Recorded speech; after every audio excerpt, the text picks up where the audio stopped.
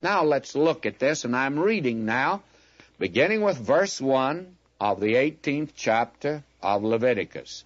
And the Lord spoke unto Moses, saying, Speak unto the children of Israel, and say unto them, I am the Lord your God.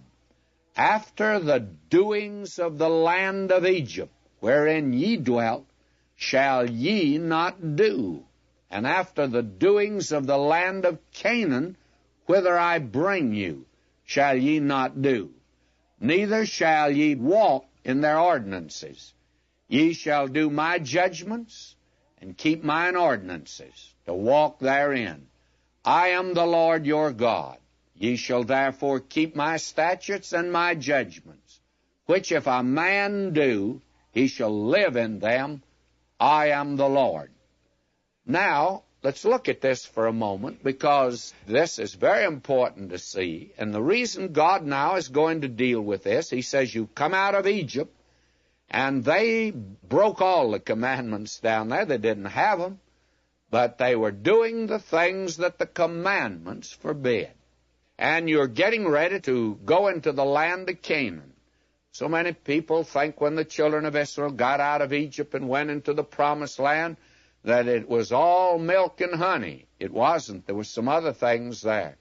And there were some Canaanites there. And God saw that they were caught, as we would say today, using the common colloquialism of the day, they were caught between the devil and the deep blue sea, or between a rock and a hard place.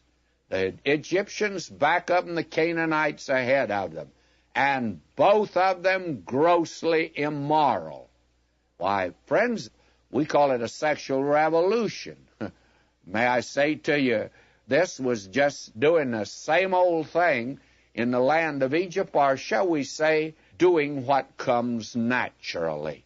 Now, with that in mind, will you notice that in these first 5 verses, God says, I am the Lord your God.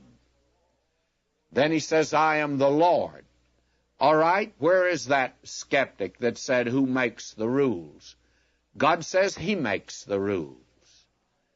Somebody says, well, I don't want to follow them. Fine.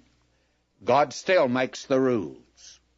And breaking the 10 commandments is wrong because God says it's wrong. And that ought to be enough to satisfy the heart of the child of God. Now, the skeptic could not be satisfied with any argument because he intends to make his own rules as he's his own God. And by the way, if you can create a universe, I would think you'd have to have a whole planetary system. You'd need a sun and a moon and a few stars. And if you can make that, then you make your own 10 commandments. But as long as you're living in God's world, breathing his air, using his sunshine, drinking his water, walking on his earth, and you're not paying rent, he says you're going to find out these are the things that I command, and if you break them, you'll pay. And my friend, you'll pay. You may not be arrested by the local police. In fact, the matter is they won't arrest you, but you see, you're going to have to stand before him someday. Then he gives a second reason for following God's rules. Now, over in Leviticus 20, at the end of this section, verse 26, listen to him.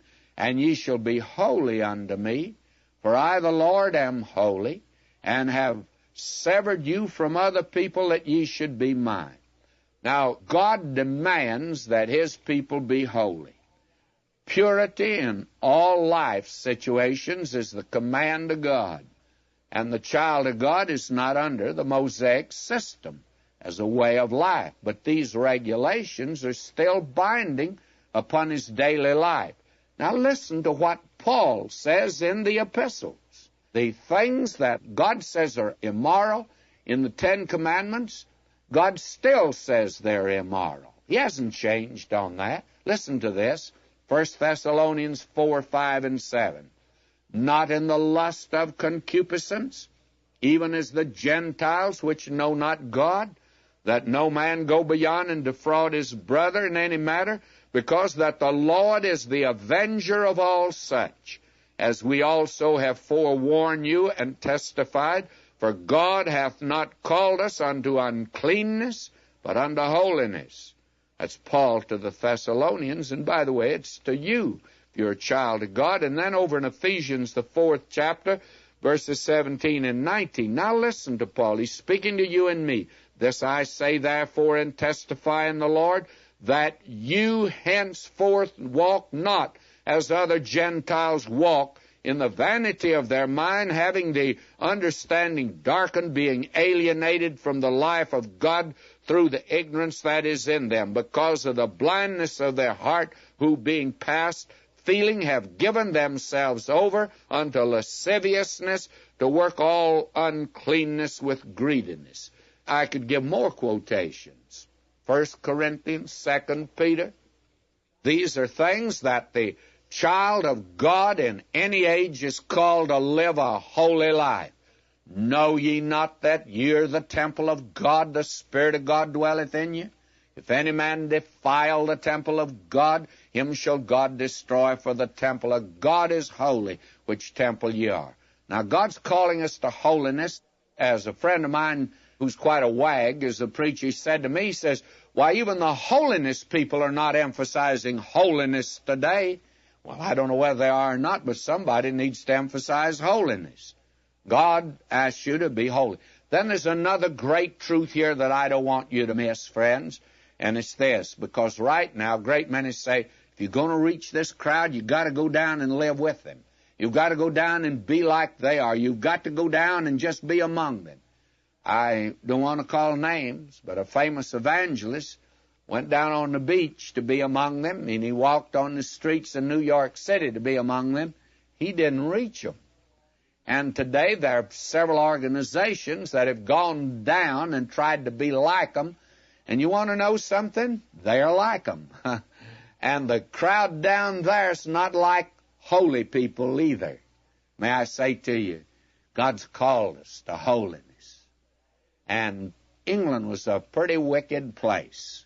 But you remember that John Wesley's followers were called holy people. In fact, they were called Methodists because of the fact their methods were different than that of the world. Now, will you notice, as we move in here, that God says, I am Jehovah.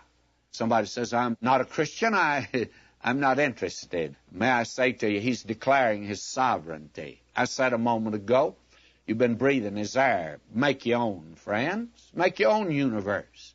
Then you make your own 10 Commandments. But he's running this one, and then he says, I am your God. And if you're reconciled to God, you'll want to please him. And the child of God today is to be filled with the Spirit, that he might not live this kind of